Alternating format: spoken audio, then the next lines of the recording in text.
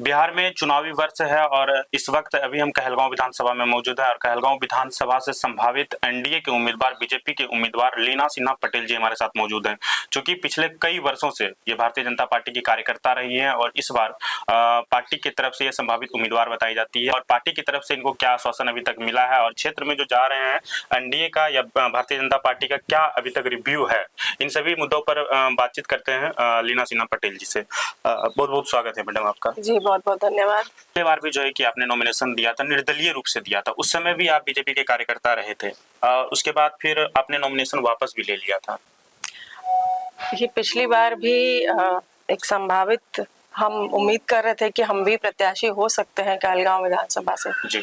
क्योंकि पार्टी का संगठन का काम कर रहे हैं इतने वर्षों से, तो और एक जनप्रतिनिधि होने के नाते जिला परिषद के सदस्य भी रहे हैं, तो हमको ये उम्मीद थी कि पार्टी हमारे नाम पर विचार करेगी और हमको लगा कि जिस परिपाटी से पवन जी आगे आए हैं, क्योंकि उन्होंने भी निर्दलीय चुनाव लड़ा था, तो अगली बार वो घोषित हुए प्रत्याशी के रूप में, तो यदि इस प्रकार से लोग यदि पसंद करते हैं कि एक निर्दलीय उम्मीदवार के रूप में आप पहले आइए, फिर अगली बार आपको टिकट मिलेगा या अगली बार आप विधायक होंगे, तो हमने संगठन को इस चीज की जानकारी हो कि हम भी एक मजबूत दावेदार हैं और हम पर विचार हो। पिछली बार आपने नॉमिनेशन वापस ले लिया, तो इस बार क्या लगता है कि पार्टी आपके ऊपर भरोसा कर रही है?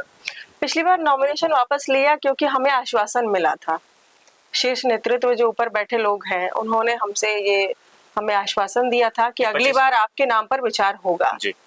इस नाते हमने नॉमिनेशन वापस लिया था और पवन यादव जी के सपोर्ट में हमने काम किया। इस बार क्या आश्वासन मिल रहा है मैडम, क्या लगता है इस बार?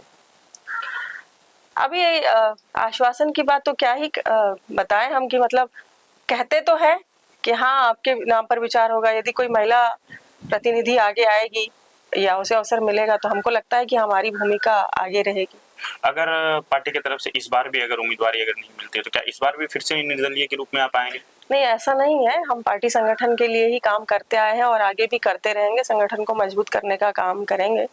अब पार्टी नेतृत्व जो भी निर्णय ले। क्षेत्र में मैडम जा रहे हैं, वर्तमान में भी यहाँ जनता पार्टी के ही विधायक हैं और उसके बावजूद आप जो है कि पार्टी की तरफ से उम्मीदवार बताए जा रहे हैं और आप क्षेत्र में जा रहे हैं, क्या लोगों का रिव्यू मिल रहा है ये बताइए पहले।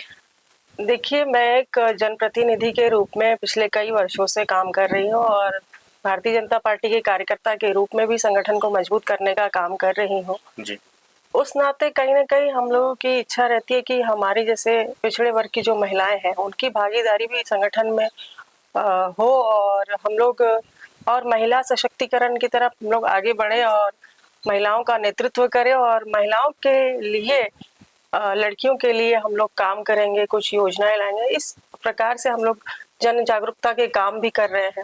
वर्तमान में इस बार चुनावी वर्ष में क्या स्थिति रहेगी, क्या भागीदारी रहेगी महिलाओं के लिए? हमारे प्रधानमंत्री जी ने जिस प्रकार से घोषणा की है महिलाओं को आरक्षण देने की, तो इस बार राज्यसभा में, लोकसभा में, विधानसभा में जहां पर भी हो, हमको लगता है कि महिलाओं को अच्छी खासी भागीदारी मिलेगी, महिलाओं को टिकट मिलेगा और वो अपनी सहभागिता विधानसभा में, राज्यसभा में, लोकसभा में करेंगी।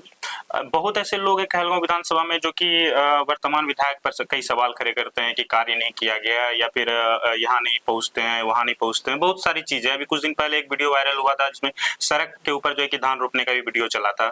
तो इन सभी चीजों को लेकर के कैसे आप लोगों को मोटिवेट कर पाते हैं कि नहीं मैं वो नहीं हूँ, मैं ये हूँ, मैं आगे ऐसे कार्य करूंगी, वर्तमान ने क्या क्या नहीं किया उससे मतलब नहीं है। पार्टी को आप किस प्रकार से आप स्वच्छ बनाने का प्रयास करती हैं?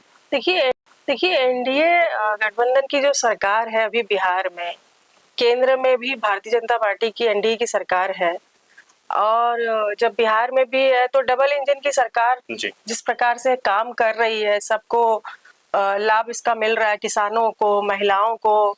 अभी आपने देखा होगा कि महिला सुरक्षा के दृष्टिकोण से एनडीए सरकार ने, बिहार सरकार ने पिंक टॉयलेट, पिंक बसों को लॉन्च किया है, जिसकी बस की कंडक्टर और ड्राइवर भी केवल महिलाएं होंगी।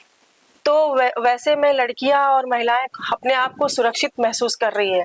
जो लालू यादव के जो की सरकार थी, उस समय का जो कार्यकाल उनका रहा, चारा घोटाला या और भी कई सारे घोटाले जिसमें एक आईएएस अफसर की पत्नी भी सुरक्षित नहीं थी। और अब जब एनडीए की सरकार बनी है तो इसमें महिलाएं और लड़कियां बहुत अपने आप को सुरक्षित महसूस कर रही हैं और सर उठा करके सम्मान से जीने का काम कर रही हैं।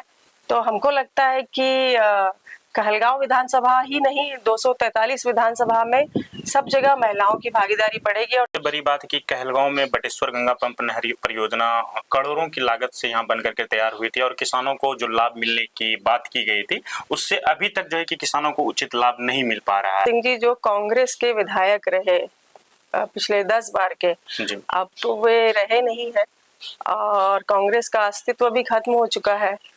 सिर्फ कहलगांव में नहीं पूरे देश में कांग्रेस जो है अपना नाम मिटा चुकी है। कांग्रेस कहीं कुछ नहीं है और कांग्रेस को लोगों ने समझ लिया है कि वो कुछ कर नहीं पाई, केवल देश को बांटने का काम किया है और देश से गरीबी हटाओ का नारा दिया लेकिन गरीबी हटी नहीं देश से।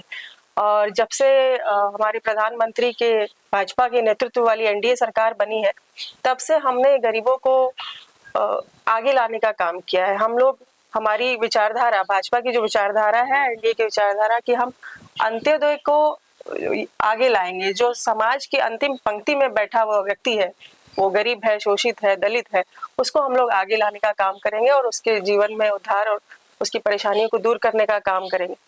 उसी कड़ी में हम लोग काम कर रहे हैं।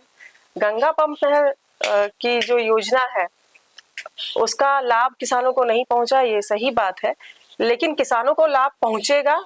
एनडीए की सरकार इसके लिए काम कर रही है, किसानों के लिए बहुत सारी योजनाएं बन रही है और अभी जैसे ही विधानसभा इलेक्शन समाप्त होगा तो किसानों के लिए बहुत सारी योजनाएं जो पाइपलाइन में है वो आपको नजर आएंगी और किसानों को लाभ मिलेगा।